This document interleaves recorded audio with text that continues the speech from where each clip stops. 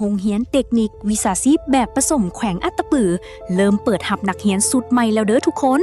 ซกเฮียน 2026-2027 นี้จะได้เปิดการเรียนการสอนอยู่10สาขาวิชาเรียน คือ สาขาติดตั้งและซ่อมแปลงเครื่องเย็น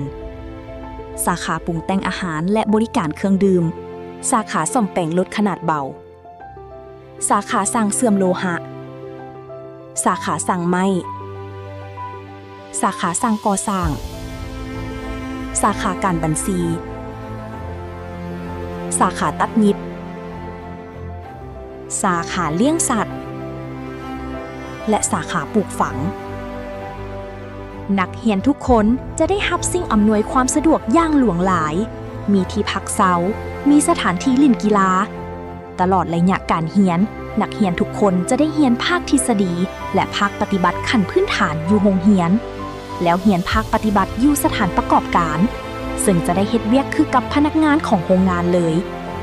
เมื่อเรียนจบแล้วก็สามารถเฮ็ดเวียกนำบริษัทนั้นเลย พิเศษในช่วงเรียนอยู่สถานประกอบการยังจะได้รับเงินเบี้ยเลี้ยงจากผู้ประกอบการนำอีก สอบถามข้อมูลเพิ่มเติมได้ที่ Facebook Page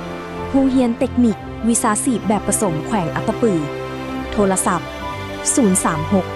210277 020 227 17861 020 588 53311 สถานที่บ้านไซสี เมืองไซเศรษฐา แขวงอัตตปือ